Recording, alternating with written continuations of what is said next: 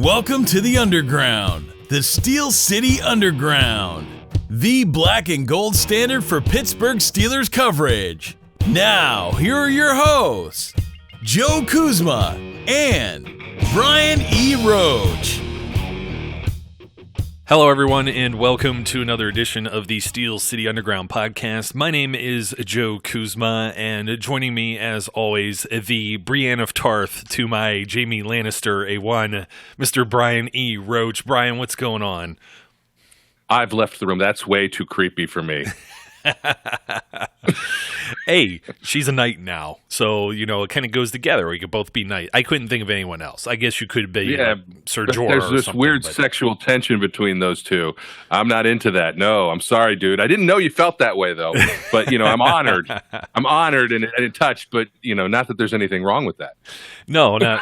I have no idea what to think of anything that's going on with that show. In fact, being Jamie is probably even crazier because he's got a thing for his sister, and there's a baby on the way and everything else. So hopefully not too big of spoilers for anyone who hasn't been paying attention. You've been living under a rock, but seeing how that it was the largest watched show of all time or something like that, just the last weekend, I think people are paying attention. The ones who care, anyways. There are some people who don't care, and you know, those people, it's kind of like, what's wrong with you? So anyway, no, you had me thinking because we were just talking off the air and you were trying to say something and I was like, no, it'd be House Kuzma. But then I was thinking, you know, House Kuzma, House Roach. And then what about the Steelers, though? The Steelers would be the wardens of the AFC North, wouldn't they? Absolutely. Hey, I like it. Sounds pretty cool, doesn't it? Well, winter, let alone fall, isn't here now. So, but we do have some football stuff to still talk about. We took a little bit of a, I guess, much needed rest, and now our brains are back to functioning where the draft overload is over with, and we got some stuff to talk about. And I think we're going to be breaking down each of the different roster position groups here with different episodes, and also we have some undrafted college free agents that were added to the roster this week as well that we'll talk about. First, though, out the gate, the last episode we had, we were speculating about the future of John Bostick. I'm not even sure that everything got uploaded to the internet by the time the ink even dried off of the paperwork. He was released of his contract, more than likely because, you know, the Steelers being a stand-up organization, believe it or not. I know some people don't believe that, but they probably knew right then and there after the draft, hey, there's no point in drawing this out, bringing you to camp. Let's release you and see if you can find a fit with another team so you can play. I mean, I know that sounds like something that they wouldn't do. Who shall not be named 92. But, you know, this isn't the first time that the Steelers or any other team have done this. So, Brian, we pretty much nailed the John Bostick thing right on the head right as it was happening. Yeah, you know, I don't want to say I was surprised because we weren't. You know, there was definitely no room for all the linebackers that we had on the roster. It was pretty clear from how their draft went and where they were looking that they were trying to shuffle that room and get some new talent and new youth in there. And you know, Bostick is free to go about his business, and we appreciate his service. Yeah, I do. I mean, I was excited to try and, you know, work him in last season. He kind of lost his way, and I think part of that was they were rotating in L.J. Fort quite a bit. You know, Bostick came in as the starter next to Vince Williams, and then eventually lost playing time, and then just lost his spot. And also the Steelers, when you look at the opponents they had later in the season, even L.J. Fort wasn't seeing the field as much as he was, you know, maybe kind of after the bye or so.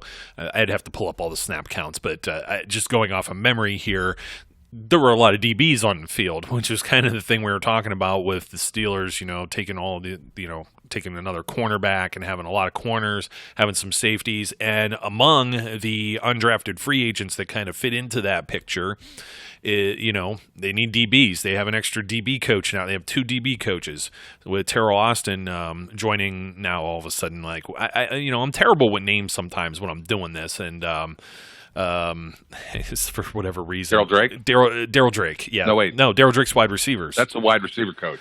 Bradley. Bill Bradley, yeah. Bill Bradley, Tom Bradley. No, not Bill Bradley, Tom Bradley. Milton Bradley. How the hell do I know? Bill Bradley. I'm telling you, they changed some of the coaches. I feel like a complete fool losing people's names. I was getting tongue-tied. I almost said Gus Bradley, and I didn't want to say that, and then you just threw me way off. So, but anyways, they get to speak a little bit. Terrell Austin, by the way, used to be one of the coaches with the Baltimore Ravens, and he's been around the block for many, many, many, many years. And, so I guess what they're trying to do there is they're trying to split up one set of coaches for the corners, one set of coaches for the safeties, and one of the knocks was that the Steelers didn't draft a safety. Well, I think some of the players they had their eye on later in the draft, they were anticipating maybe signing as a undrafted college free agent. So they got 2 here. One is Drayvon Askew-Henry, and another is P.J. Locke. P.J. Locke being from Texas, and Askew-Henry from West Virginia. And if I'm not mistaken, I believe Askew-Henry also grew up in Aliquippa, so he's a local guy through and through. Probably grew up as a Steelers fan. If he was into football, I'm assuming he is if he's in the NFL now. So, some people were talking about safety depth, this, that, and the other thing. I know we're not really talking safeties yet today, but here's 2 young gentlemen here that are going to get an opportunity. And we also mentioned in the prior episode that Mike Tomlin, Kevin Colbert, and company were also talking about Mike Hilton or Cam Sutton also having the ability to maybe shift over there. I guess, kind of break glass in case of emergency. We know Mark Barron has also played safety in his NFL career. I think they're pretty covered there. As far as I'm concerned, I think they're covered. If it's really that bad, there's still some free agents. The problem is everyone that's talking about free agents, they're not realizing there's no cap space left, and they still have to sign these rookies. Yeah, their foray into free agency, I think, is over. I think that it's no surprise that they added some players at safety because the room needed depth, the position needed some depth. It will also be no surprise if, as time marches on, we get through camps, mini camps, and whatnot, that they wait and look and see after the final 53 cuts are made if they can improve that position. Depending on how camp goes. You've got a lot less experience as backup now. You got some solid experience in starting, with Edmonds getting extra starting time as a rookie. Now he started all 16 games, if I'm not mistaken. Played a huge number of snaps. Sean Davis, and so you got some quality starting experience, but they may look elsewhere depending on how things boil out. But yeah, I don't think they're going to buy. They can't. It's not even that I think they can't go foraying more into free agency. They just this is when Kevin Colbert opens up the wallet and moths fly out. Well, I mean, that's kind of the thing, though. Everybody's like, oh, well, they can restructure another contract, this and that. And then, you get into Ben Roethlisberger being extended. And then now all of a sudden there's people out there that are actually upset about that news. And I'm like, are you nuts? You've got a franchise, maybe the best. It's tough to say because, there is Terry Bradshaw. And as much as he's, deranged in his later years and tends to keep to himself, he's still, he's the GOAT. I mean, you can't take it away from him. You can't take away his playing years. But, I mean, just set him aside, and who else is there? It's Ben Roethlisberger, head and shoulders above everyone else. Almost a Mr. Steeler himself. Dare I put him on the stage of like a Mean Joe Green, but on the offensive side of the ball, right? Because, I mean, the Steelers were always a running team until Ben came around. And there's people that are actually upset that Ben would be around at least another 2 years, even though we've heard that, he doesn't have an expiration date now, is the quote from Kevin Colbert too. Yeah. So, but it was an interesting little quote. And they're paying Ben, and some people are like, oh, well, blah blah blah blah blah blah blah. Well, number one, he deserves it. And number two, do you really want to kick him to the curb and see what you have with Josh Dobbs or Mason Rudolph? Now, I understand the theory here being, okay, those guys, their contracts are going to be nearly up. They're not going to have substantial playing time or see the field unless, something happens to Ben. And now you're kind of going into the future unknowing if you have that quarterback. Well, they'll know. They see it in practice. They'll see it in preseasons. And they have a couple of years before pulling the trigger on that. They don't have to force one of these young quarterbacks onto the field, particularly if they're not the guy. Because as we say, there's not 32 starting quarterbacks in the NFL. I have a very similar... Well, go ahead. No, go. I was going to say... if you remember last year, I was not a huge fan of the Mason Rudolph pick. And this was the very reason that I cited for that. Now, at the same time, it's a value. I mean, there's a guy they had a first-round grade on. But, yeah, they're now in a position, unless Ben does a flip-flop, sometime in the next few years, that it's unlikely they're going to know what they've got with Mason Rudolph before they have to try and handle signing him again. And to me, that was the issue you always had with that pick last year. But as it stands, still, look, there's all kinds of things that still can occur. They could trade Mason Rudolph. I mean, he's still a commodity, and he's still going to be somebody that they can groom and look at. And even if he just is there to push Josh Dobbs into being a better backup, who knows? I wasn't thrilled with it last year. I'm still, this sort of validates the reasons I wasn't thrilled with it, but he's a Steeler now, so I love him. Yeah, well, of course. That's how it always works. So, and, there's, let's go through some of these other undrafted free agents as we sidetrack into safeties and quarterbacks and whatnot. There's three I want to specifically point out. Since we had a little bit of miscellaneous news to mix in here, I thought the specialists this would be a good day to cover that, since it's probably a short position group deal. Quarterbacks will probably be kind of short too, but there's a lot to say there too. And Brogan Roback, who I could finally say his name properly as well without forgetting it.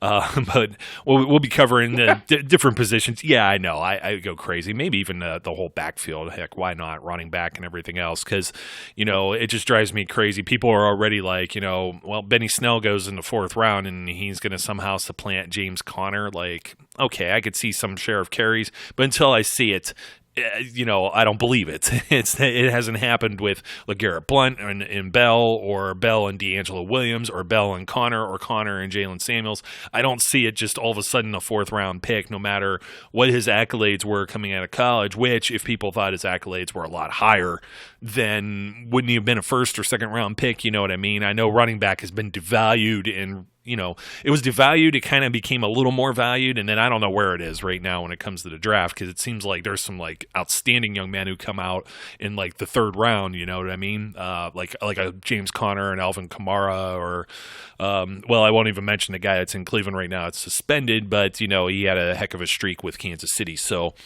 anyways, as we kind of alluded to, we thought the Steelers would add some offensive linemen here in the draft. Garrett Brumfeld, guard from LSU. He actually visited. He was one of their 30 visits prior to the draft, if I recall correctly. And let me see, Fred Johnson from Florida, another guard. So they bring in two guards after drafting a tackle. I said they needed something at guard. So, I mean, this is kind of common. As much as I know you love the offensive lineman here, Brian, many of these guys sometimes go undrafted for whatever reason it may be, and you see almost, there's 5 spots on, the start on an offensive line for the NFL, and via injuries or anything else that ends up happening, it's almost like every NFL team practically has someone that's undrafted.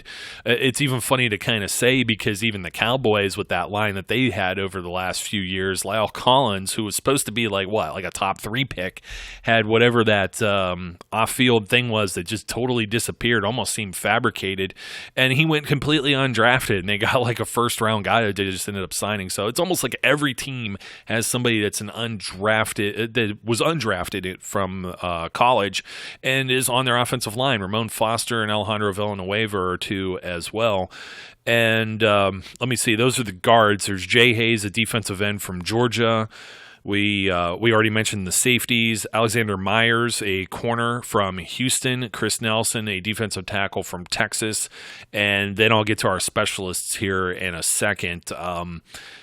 And Trayvon McMillan, running back from Colorado, who I was just looking at. He actually looks pretty sharp, man. I mean, he's got an uphill battle to try and make. He could be a practice squad guy, maybe, depending on how many numbers when we go into those breakdowns. He's kind of got an uphill battle with Connor, Jalen Samuels, and now Benny Snell ahead of him for sure. But he looks the part as well. He's fast. He is fast. He's got hands, I like too, man. fast. He's got hands, He too. does. Kind of reminds me of like Le'Veon Bell, except he's a little leaner. He's only like about 200 pounds versus 220. 6 foot 200 versus 6'1", 220. Yeah. I think it's always exciting. You know, look, we say this every year. As Steelers Nation has a tendency to fall in love with some undrafted player, some camp phenom, and somehow he becomes the next Donnie Shell. The Ike Redmond Award. They have to. Oh no, that's for camp. They got to get him on the roster. He's got to make the roster. He should start. And we're just as bad. Matthew Thomas was all. We were all up in his Jimmy Jams last year, and he's not even on the team now. He's a purple fungus, and so I understand how that goes, but there is a reason most of these guys are undrafted. And while they still have a chance, and you never know, they can blossom, you're absolutely right in saying he's got a big uphill battle. I mean, they really like James Conner. They really like Jalen Samuels, and I think they're really going to like Benny Snell. So it's going to be hard to crack that room. And I don't know that is there any circumstance they would keep 4 running backs? I can't imagine. Well, I mean, Rosie Nix is going to factor into that somehow. Of other course, than fullback, yeah. Yeah, I mean, sometimes it's 5, but I mean that 5 was even when they had David Johnson, who was kind of like a hybrid, like an H-back, and he would kind of be in an offset eye, maybe. Even when he lined up there, they motioned him out anyways. So. Excuse me. Yeah, and you just kind of said it best too. Is more or less what we're going to be even just discussing with this, getting into the meat of this. Really, the real thing, the real topic today is, if you want to boil it down, and we didn't just come right out and say it, but I'm just going to come right out and say it. Will Chris Boswell have a job this season? And football's a bit, that's what it comes down to. You see, the Steelers brought in a kicker, Matthew Wright from Central Florida. Basically holds every record that they've ever had as far as a kicker is concerned. Most points in career were 375. Record for field goals made, 55. He has 212 extra point attempts converted, including 153 in a row. And he's actually 55 of 71 for field goals and 210 of 213 extra points. So those are both, I think, one is a tie for an all-time record career percentage field goal conversions, 774, and then, of course, 985 for extra points, second best percentage in program history. So the guy's got a leg. Here's the thing. Some people were already reporting on this. Oh, they just signed competition to Chris Boswell and things like that. So I don't know exactly how this is going to work out, and in 1 second where I'm going with this. We just mentioned about quarterbacks. There aren't 32 starting quarterbacks in the NFL. There aren't 32 kickers in the NFL as far as what we're seeing with the way they move the extra points back, the pressure. I mean, Chris Boswell was probably on – let's put it this way. If Chris Boswell doesn't sign that contract last offseason, you think he makes it through all of 2018? I don't think so, because the Steelers, if you recall, our buddy Jeff Reed, they franchise tagged him, and he was gone half, maybe 2/3 of the way through that season after he started to struggle too. I don't know if Boswell makes it if they didn't invest that money right away. Now that they have the money invested, this is kind of like the Artie Burns kind of situation as well. A lot of people are like, why don't they just cut him? Well, they lose nothing by having these guys come to training camp. In Chris Boswell's circumstance, they have a lot of money invested with them. I got to look up the dead money in the cap and stuff like that here in a second. But there's also rumblings that he was hurt, and there's also some other mechanics to this as well, as we're going to talk about. But it's just saying that they signed this Matthew Wright from Central Florida. They forgot that Matt McCrane was still on the roster, which we had mentioned, ages ago, back when they signed him. When they signed him for Week 17, they didn't sign him just for like a day or a week or, on contingency of them making the postseason or anything like that. They signed him, and he signed through this year. So they technically have 3 kickers on the roster right now. The reason that Matthew Wright is here is they need somebody with some type of eligibility to kick in rookie camp. Did they have to sign him? I imagine they could have just invited a player like they did. Damone Patterson last year was an invitee. He came from Youngstown State, so he's a smaller college guy. They didn't sign him outright. He had to impress in rookie camp. Who was our other Faison, the tight end, the big tight end? Where was he from? Fordham, another small college guy, huge, small school, huge genetic freak type guy, just ginormous guy. Trying to cut his teeth as a tight end, and he was invited to rookie camp. So I kind of wonder. I don't think that McCrane had the eligibility to be able to kick the ball in some of these rookie off-season workouts. So they need a few bodies. So they brought in a couple of specialists. There's also an intriguing long snapper and a punter as well. And I'm just trying to think: is there going to be like a 3-way battle or anything like this? Because we said something the last time when we had a show about Matt McCrane, and we kind of just dismissed it right away. There wasn't anything against Matt McCrane's talents by any means. He's also a very decorated kicker coming out of Kansas State. If I read his profile, it reads just the same way as I just read Matthew Wright's. The problem is that Chris Boswell is entrenched. He's a former Pro Bowl kicker. He may have been hurt, and they have a lot of money invested in him. So the business side of this kind of almost outweighs, if Chris Boswell was just a guy who came off the street, then his job may be in more jeopardy. Yeah, I think it's if they cut Boswell this year, I think there's like a $2.6 million cap hit that they take. I was looking at Spot Track or Over the Cap to look at what his contract is, and he's got $6.8 million in dead money. His cap number this year is 4.2. He's got a guaranteed salary of $2 million and a roster bonus that was already paid of $2 million. So they paid him March 15th $2 million. It's hard to say it doesn't have the inside track. And bringing up the injury issue, I mean, because we heard a lot of rumors last year at the end of the year that the injury wasn't until late in the season. But sometimes that's a lot of protection and just other things. If Boswell was kicking hurt most of the year, and they knew it, I think he probably survives the season. I just wanted to point that out versus, our buddy Jeff Reed, who got let go. I think they do take that stuff into account. They maybe would have IR'd him and then got a kicker maybe earlier, if they hadn't signed the money. Who knows? It depends, because you are talking a guy who was 1 year removed from being the Pro Bowl kicker. And I went back through his stats, which are pretty good, and it's tough. We know it's tough to kick at Heinz Field. Everybody says it's tough to kick at Heinz Field. When you talk to Jeff Reed, he told you it's tough to kick at Heinz Field. And so it's just looking at the reality of the position.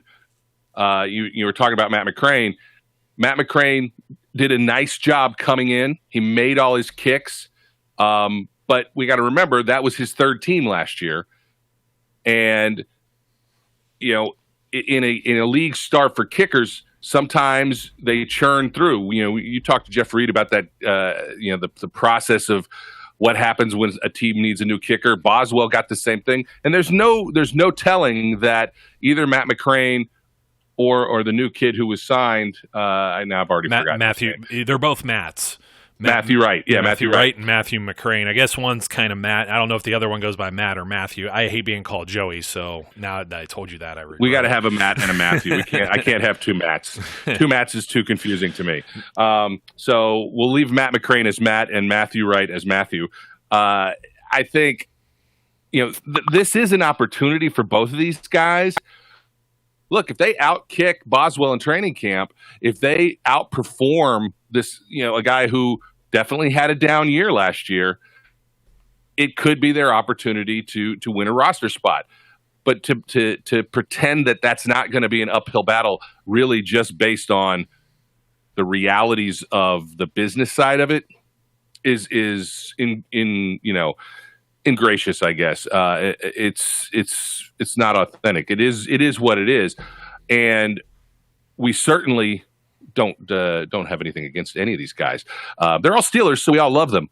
But it's going to be tough, and they're not going to keep two kickers. So when it's all said and done, it is a battle to watch. I think it'll be interesting to see how they do. Yeah, and it's like one of the things is too, when you're looking at, you said Matt McCrane was on 3 rosters. That's not to really disparage him. One of the opportunities he got was due to Phil Dawson getting hurt out in Arizona. So it was just, It was kind of a fill-in thing. It reminds me of Randy Bullock coming in, Chris Boswell. What was that? It was something weird, like a rib or something. You remember? I don't even remember, but it was weird. It was on a Saturday, and it was like, let's fly this guy out almost immediately. And you kind of had an indication that something was happening. I think it was McCrane, and was it I want to say Kai Forbath that were having the tryout with the Steelers. Yeah. And Forbath actually got signed by the Jaguars, so that opened it up for McCrane. And, he makes three of three and an extra point. And if he impresses even in the preseason, see, this is where I'm at. Chris Boswell has a dead cap of $6.8 million this year. He had a dead cap of almost $7.3 last year. He signed a 4-year, $16.8 million contract last offseason. Their potential out is when you start looking in coming years. So he was extended. So he's signed through 2022, and those dead cap allocations end up going to 3.6, 2.4, and 1.2. So it's almost like, how much more money are they going to eat this season when they're already eating Antonio Brown money as well?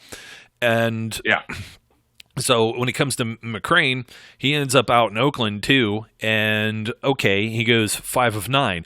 Who else can kick in Oakland? We were talking about this stupid, base. Oh God, that field. Either the baseball infield or when they try and cover it with the grass. And if you go back and listen to the interview that I conducted with Jeff Reed, we brought that up almost specifically. It's a nightmare to kick there. You even see when there was like Monday Night Football games. I forget which team this was. It might have been the Bears. It was somebody that they took, and I feel bad because now I can't remember his name either, but, he's gotten ridiculed for missing that kick in the playoffs. But he missed a kick as well over in Oakland. I want to say this was the same guy, and their coaches took him to a local high school baseball field, and all they were doing was kicking off of the dirt just to try and practice, and he still missed the kick in a game. And if I got the right guy, somebody will correct me if they remember it. Usually when it's not the Steelers, I don't commit it to memory, but that just kind of struck me because it was around the time I think I was talking to, or I had spoken to Jeff, and I'm like, oh my goodness, we were just talking about this. So, and Jeff actually brought it up quite a bit too, because he still trains kickers. That's something that he does in his, after football career now, and it's difficult. So you don't want to hold that against anybody whatsoever. And in Arizona, McCrane got to play like one game, and he made all 3 of his extra points. So you can't really base whether or not he's good or bad based on the Oakland experience. You have one game in Arizona, one game in Pittsburgh. So teams are going to be paying attention too, because teams need kickers. I was actually kind of surprised. I was trying to pay attention to some of the AAF guys who seem to be on fire actually, with making all of their field goals, and they don't do extra points there. They were forced to do 2-point conversions, so everything was a field goal attempt, and they were doing quite well. I don't know, maybe the guys were just fresher too, because they're not handling kickoff duties in that league either, now defunct league that is. But I thought I'd see maybe some more of those kickers. They're kind of cutting their teeth and showing, hey, I could still do this. So as far as Matt Wright goes, this may be an uphill battle too, because apparently they must have liked McCrane. They had to try out. They got to see him practice a little bit, and considering he's still on the roster, like if they would have signed Matthew Wright and said, "Well, this is a guy we have high hopes for that we could bring in training camp," I don't think they keep 3 kickers on the roster. I mean, they didn't even bring in competition for Boswell last year at all. So Right. I think his place might be good. It's gonna be interesting to see going in, or there's some things we might not know as far as Boswell's injury, where maybe they might need to have 3 kickers because maybe he's not healed up, or maybe they're going to want to kind of put the kid gloves on and kind of baby him along the way and make sure that he doesn't get injured before the regular season starts, considering they have all this money invested in him. Absolutely. We're certainly not privy to what his current medical status is. We don't know whether the injury is lingering, whether he's having problems rebounding from it. It's all kinds of things we don't know. While it feels like a stretch to think they'd keep 2 kickers on the roster, it's not unheard of. People have done it. You got your kickoff specialist versus your field goal kicker.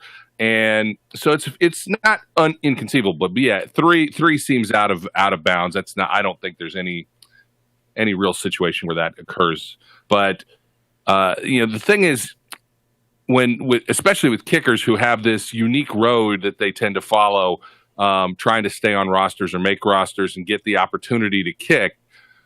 The nice thing is that as long as you're there, you get an opportunity to put some. To put some work out there, to let people know here's I can kick. So if McCrane or Wright or even Chris Boswell, if they get some, if they show stuff, in preseason, if they show stuff in camp that other teams can see, it gives them the opportunity, even if they don't end up being the guy on the Steelers, to move on when inevitably another kicking position opens up. Yeah, and you know what? It's kind of the way Chris Boswell arrived. We were kind of alluding to it, but Sean Sweesham gets hurt in that stupid Hall of Fame game, terrible Canton, Ohio turf, and destroys his career. Destroys his career.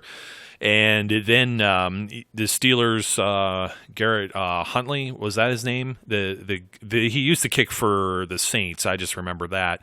And he looked like he was one of these Western Pennsylvania guys with the bow and arrow and everything, and everybody was already loving him. Then he got hurt like a game or 2 into the preseason. So they ended up trading for Josh Scobie, who was in a competition for his job, I want to say with Jason Myers maybe at that time with the Jaguars. I just know whoever replaced him in Jacksonville wasn't any better than Scobie was. Scobie's still like a legend there because they had a lot of mediocrity for many years. So he was the guy that just kind of stayed on the roster for so long, kind of like Phil Dawson in Cleveland.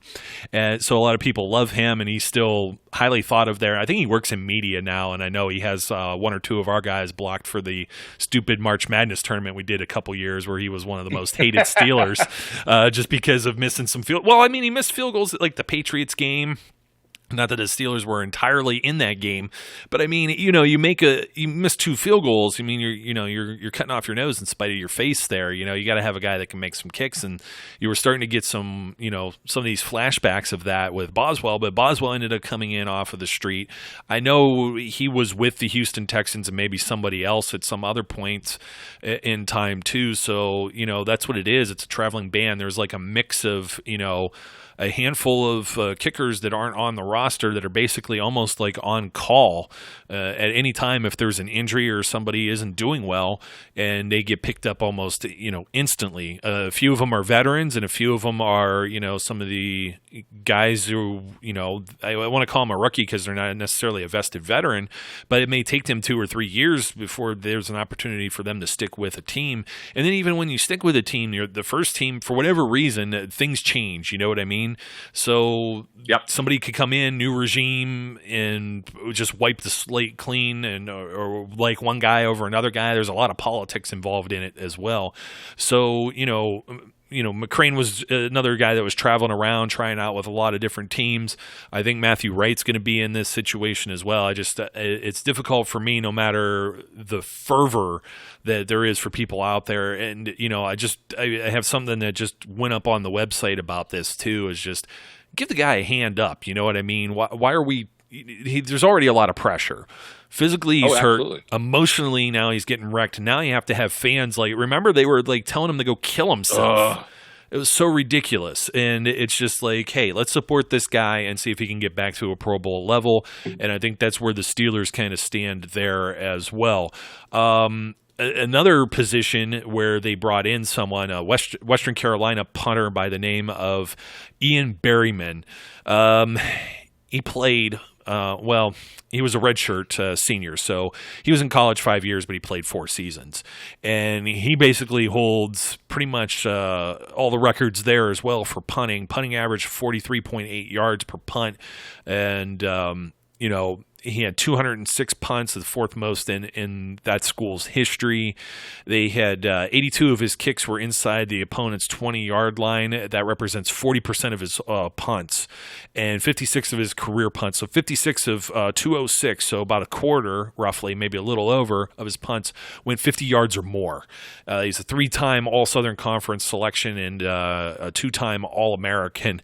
He's got some accolades. We saw Jordan Berry struggle at the beginning of the season, almost to the point where you were starting to get the indication that he may be on his way out the door. And then he kind of turned it around, and then he had maybe an ugly kick here or there.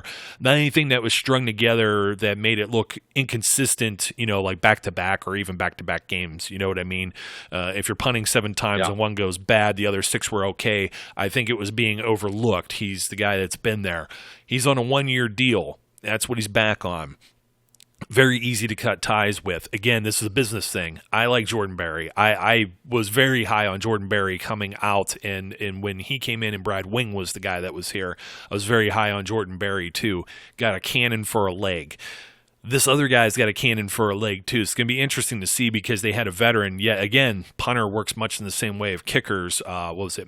Another Matt, right? Matt Wiley last year. Yep. He was in the preseason. He was with the Cardinals too. I mean, it's just, I guess that's the thing. The Cardinals and Steelers exchange players, I guess. You look at, usually it's more one way. It's Steelers West out there, right?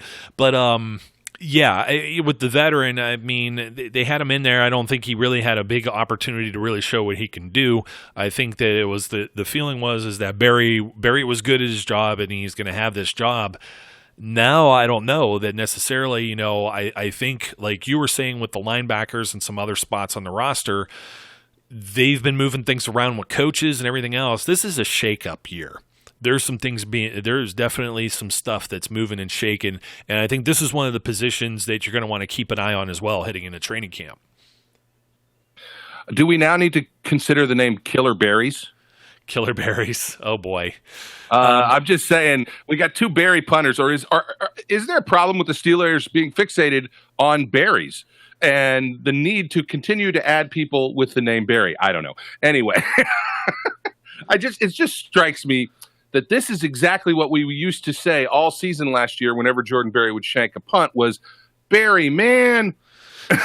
And now we've got Berryman as competition.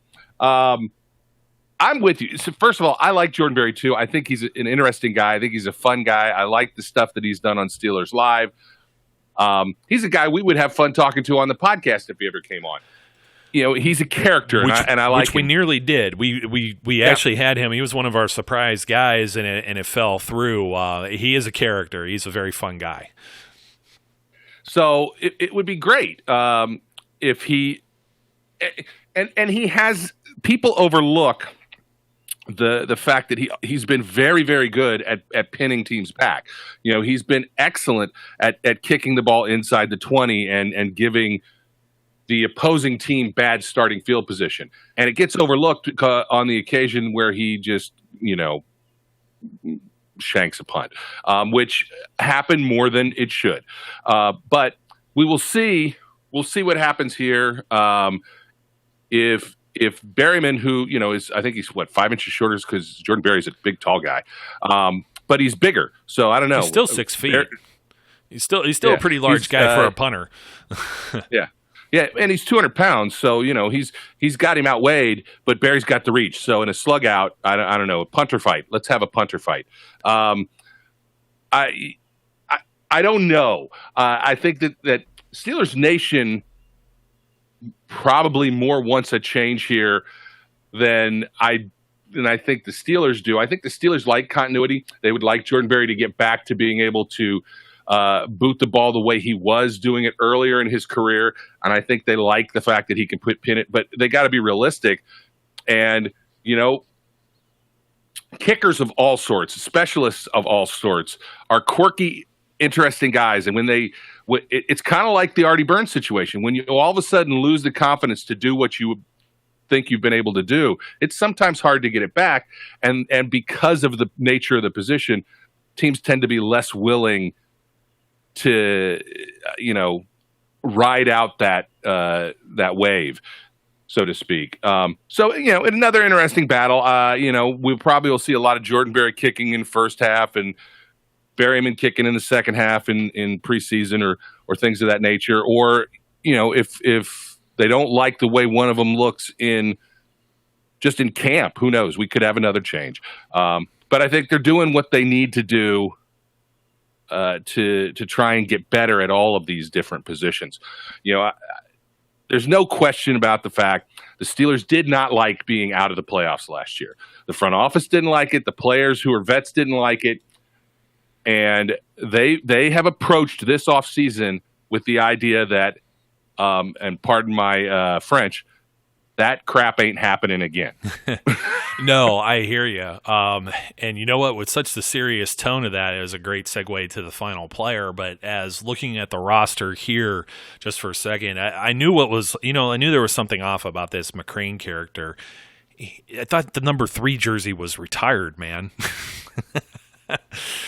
Yeah, wearing the goats Sacrilege. number. Yeah, I know. For those who are for those who are new to the program, I was a Landry Jones defender for many years, and that was my cross to bear, apparently. So he wore number 3.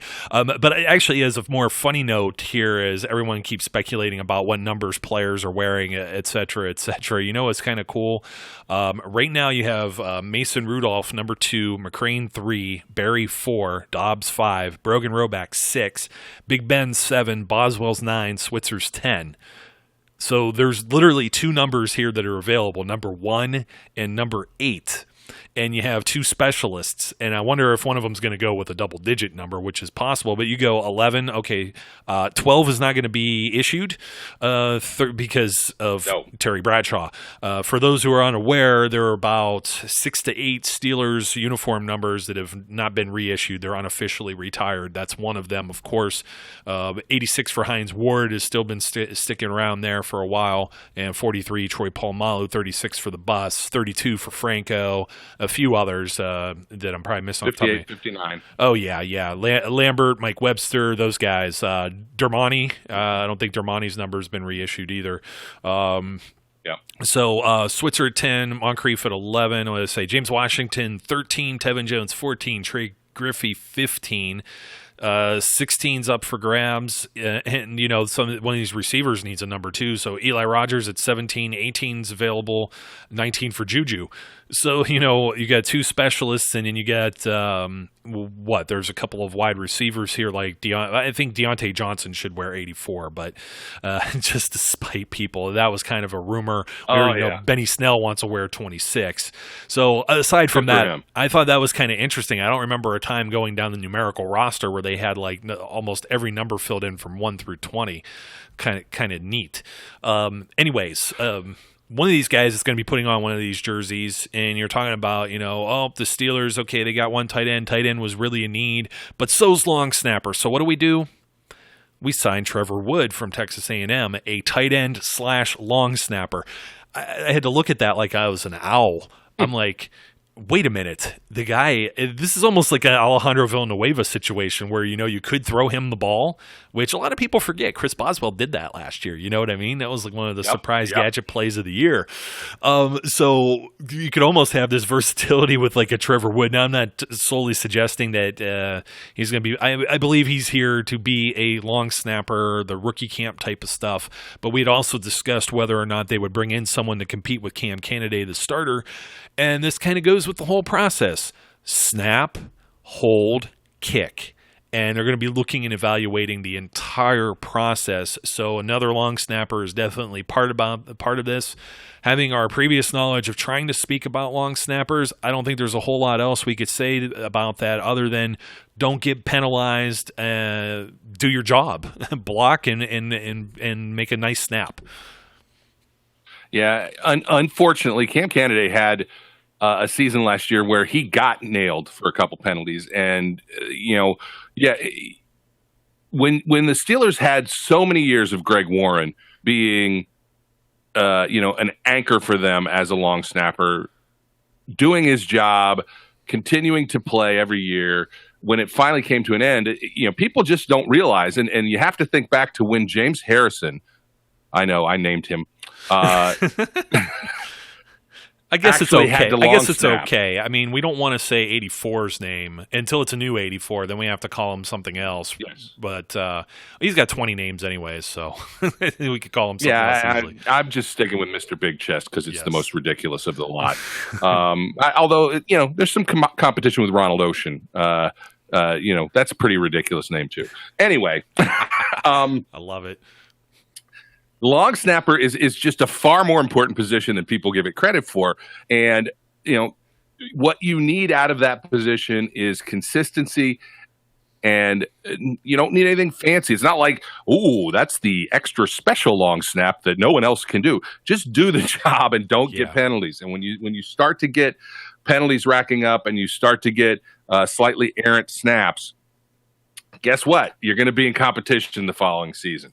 And it's interesting because this is a bigger guy. The guy that they brought in, Trevor Wood. He's like what 6'6", 265. Yes. That's tight end. Huge. Those are tight end numbers, man.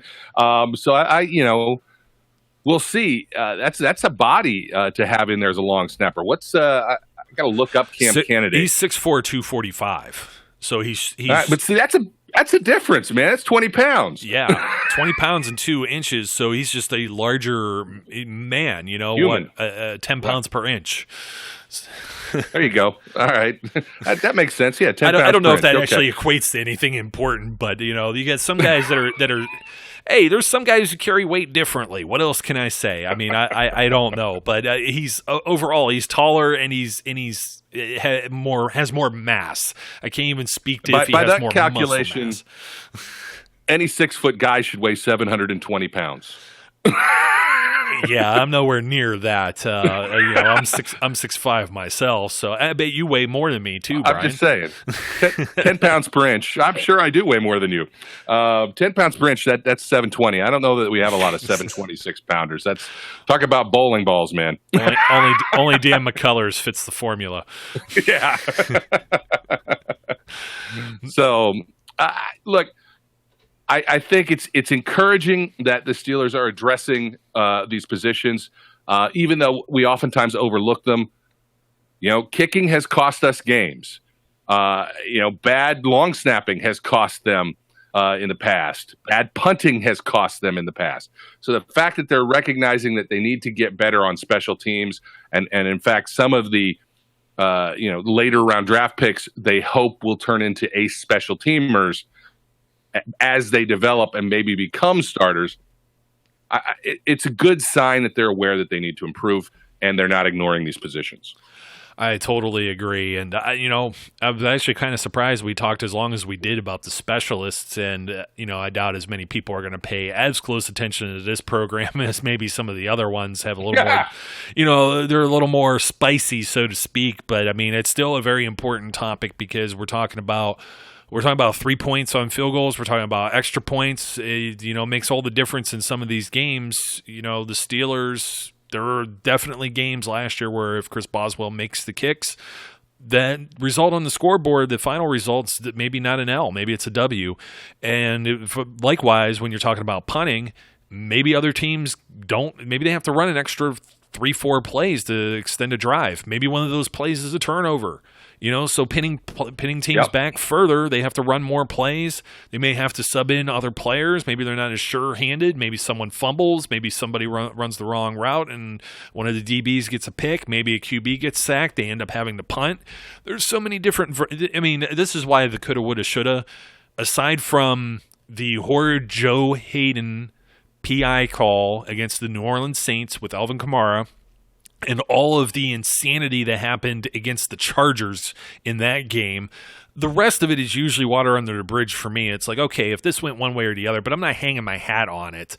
And you know what? That reminds me, Brian, speaking of long snappers, I guess if you just fidget the ball any way that you want as well, speaking of the Chargers, with that guy, you could move the ball however you want. I guess penalties don't really matter. So, any of these guys should be able to be long snappers now. So, but anyway, yeah, this is why the special team stuff is so important. And you have to look at it from, long snappers, he's snapping the ball to, whoever might be punting as well. So that ball has to be right there. These guys have a cadence. They have a rhythm to everything they do when they're kicking the ball, be it a kick or a punt. And if you get them out of a rhythm, all bets are off there. It's even Steven Gostkowski, who has been rock solid for the Patriots last year, had a rough 2018 season where he was missing some kicks, and you saw it was widespread around the league. And when you're looking at it too, you got to look at, well, if this guy was really that great, he would already be on another roster. I think that's what the Steelers are doing right here. They're loading up and they're making sure some of these guys are on the roster, so they don't miss out, and there could be some competition. It'll be interesting to see what ends up happening once we get past the rookie camp, which I believe is later this month or the middle of this month. I have the dates and now I don't have them. Computers. Durr. So anyway, but yeah, Trevor Wood, tight end / long snapper.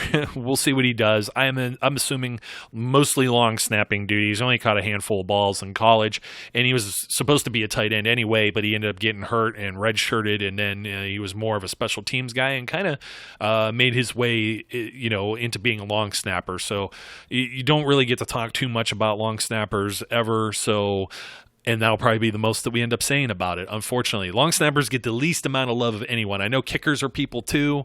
I love kickers. I have a football that's signed only by kickers. Kickers are my thing. Offensive linemen are people too. Of course, you'll vouch for that, Brian. So absolutely. I got to thank you once again, buddy, for joining me. And folks, thanks for, I got to say this before Brian gets his last word here.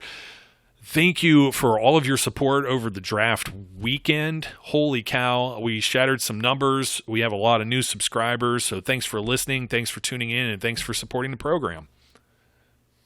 Yeah, and look, if you didn't listen to this show, you missed my great Jordan Berryman joke. It was fantastic. Come on.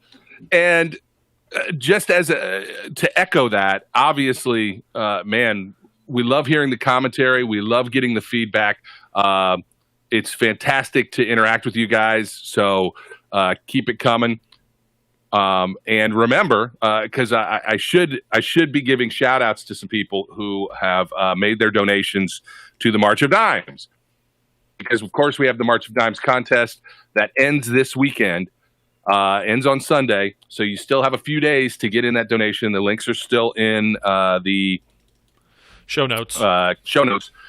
And we have, I'm trying to type and do this at the same time because I want to be able to give the shout outs to these folks who did who gave their donations. Their donations. Keith Bulmer, good on you, man. Mark Davison from Australia, a listener. We got some good. We need to go to Australia, man. When are we going to do a live remote in Australia? Anyway, off topic. I don't know. I mean, yeah, sure, we'll do it next month. Yeah, look, one of our frequent listener commenters, Peter, he will he'd happily host us. I know he would. Anyway, at least me. I don't know about you. Oh, come on, man. He likes me. I gave him a helmet. Anyway, so we will. We're giving away the Rod Woodson helmet. A few days left. Still any donation, you have a reasonable chance to win. And Sunday night after the walk, I will go live on Twitter via Periscope and we will give that thing away. And, so it's a great cause. Appreciate the support and the love, man. It's great, fantastic stuff. And hopefully we get a couple more in before the end of the contest. Absolutely. So just look in the programming notes for that information, folks, and you have a couple of days still to get that in, and then you get to win a signed, authentic signed full helmet, right, Brian? The full-size helmet? Full-size replica helmet. Full-size helmet from the real 26, Mr. Rod Woodson, Hall of Famer himself. So, all right, folks, well, that'll wrap it up for myself and Brianne over here. I said Brianne because it kind of went with Brian, and I didn't get to say that earlier, so that's the reason why. It just fit. So sorry, Brianne. Look, don't be calling me Brianne in the comments. I'm just saying. Hey, just remember, I'm Jamie Lannister, and the Lannisters always pay their debts. Until next time, folks. My name is actually Joe, not Jamie, and his name's Brian, not Brianne. We encourage all of our listeners to be safe, be good, and we'll catch you later. We would like to thank you for listening and remind our listeners to follow us on social media and our website, www.steelcityunderground.com.